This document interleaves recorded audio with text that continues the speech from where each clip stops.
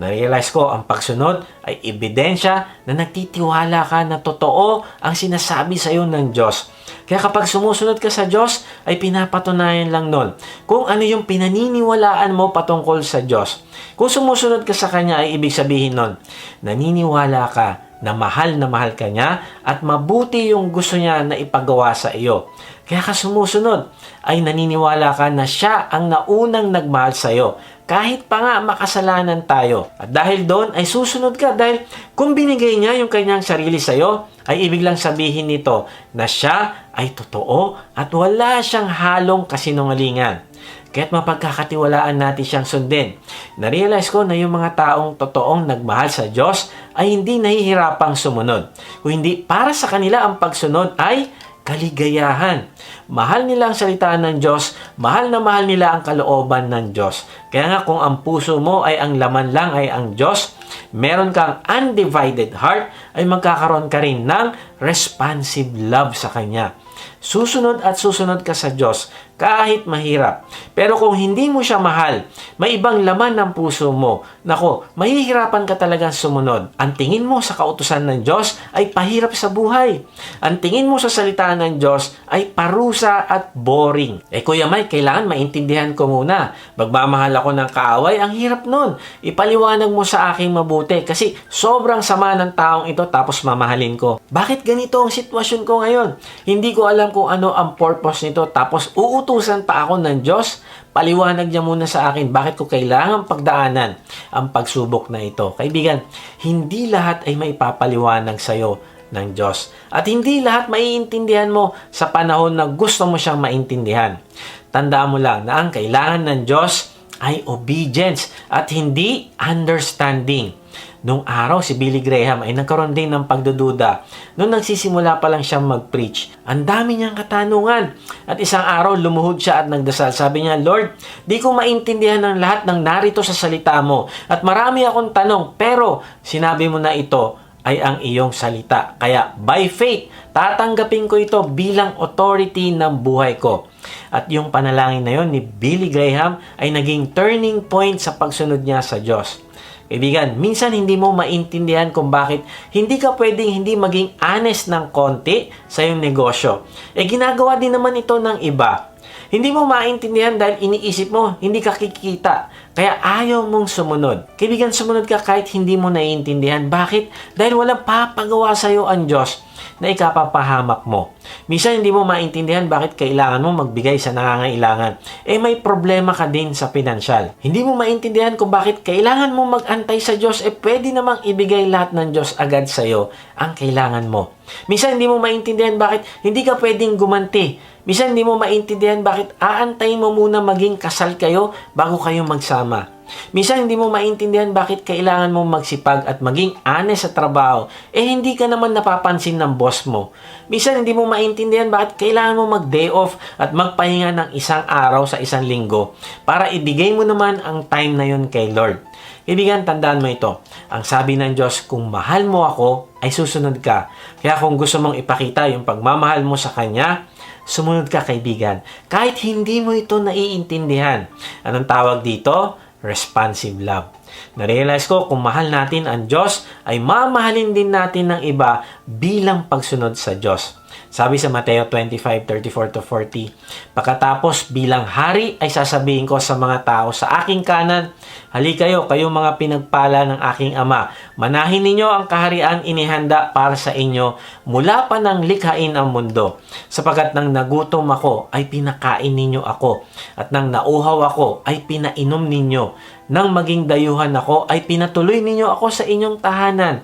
At nang wala akong maisuot ay binihisan ninyo.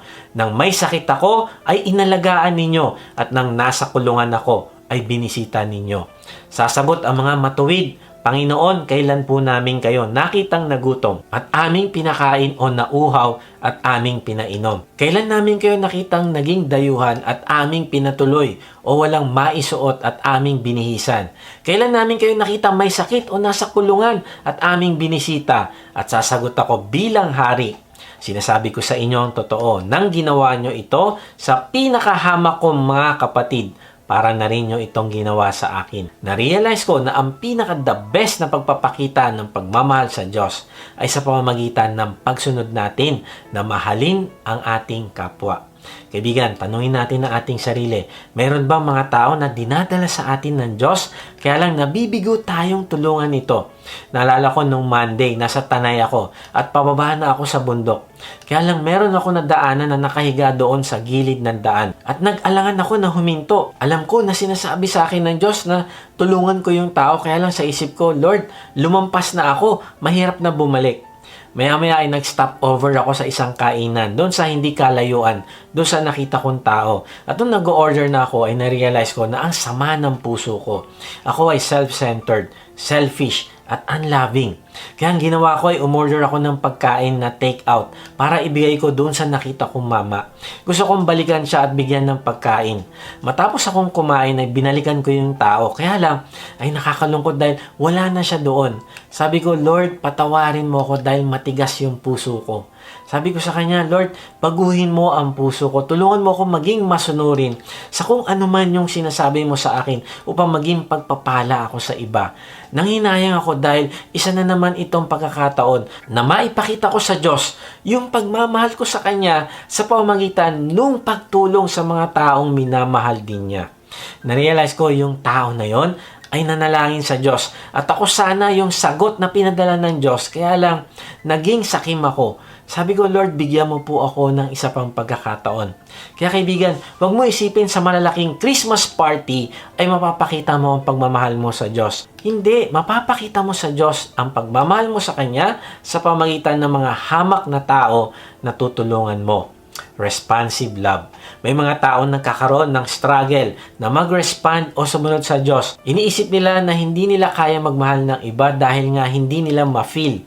Kaibigan, totoo na pwede tayong manalangin para bigyan tayo ng Diyos na mapagmahal na puso. Pwede rin tayong bigyan ng bagong perspective patungkol sa isang sitwasyon o sa isang tao, pero hindi dito nagtatapos.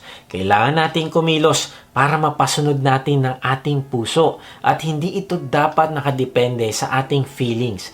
Kapag kumilos tayo ayon sa conviction at kalooban ng Diyos, ay natututo tayo na maging spirit-led at hindi emotionally led. Matututo tayo na lumakad sa ilalim ng pangunguna ng banal na spirito at hindi sa pangunguna ng ating emosyon. Halimbawa, kung ikaw ay mayroong issue sa iyong kasama sa trabaho, ay hindi mo aantayin yung magandang feeling o pakiramdam bago mo siya mahalin. Ang kailangan mo ay tanungin ng iyong sarili, ano kaya yung pwede kong gawin para sa taong ito? And then, gawin mo ito agad. Maaaring pagpasok mo, magdala ka ng lunch para sa kanya. Ibigan, tandaan mo ito. Kapag ginawa mo yung loving actions, susunod yung loving feelings. Kaya wag mo antayin na dumating muna yung loving feelings. Kung hindi, ipakita mo muna yung loving actions at susunod ang loving feelings. Sabi ni Dietrich Bonhoeffer, one act of obedience is better than 100 sermons. Sabi sa unang 1:420, ang nagsasabing mahal niya ang Diyos, ngunit napopuot naman sa kanyang kapatid ay sinungaling. Dahil kung ang kapatid niya mismo na nakikita niya ay hindi niya mahal, paano pa kaya niya magagawang mahalin ang Diyos na hindi naman niya nakikita? Kaibigan, tandaan mo ito. Kung paano mo minamahal ang ibang tao, ay ganun mo din minamahal ang Diyos. Ang pagmamahal mo sa ibang tao ay refleksyon kung paano mo minamahal ang Diyos. Kung hindi mo kayang mahalin ang kapwa mo, mas lalong hindi mo kayang mahalin ang Diyos. Kaibigan, tandaan mo ito. Yung pagmamahal natin sa iba ay indicator kung ang nag-occupy ba ng puso mo ay ang Diyos. Narealize ko na ang ganda ng design ng Diyos. Yung pananampalataya natin ay mapapatunayan sa pamamagitan ng ating mga gawa. Yung ating pinaniniwalaan ay mahahayag din sa pamamagitan ng ating mga ginawa. Yung ating pagmamahal sa Diyos ay mapapatunayan din sa pamamagitan ng pagmamahal natin sa iba. Kaya hindi natin pwedeng pekein o hindi tayo pwedeng magpanggap dahil lalabas at lalabas kung ano ang totoo.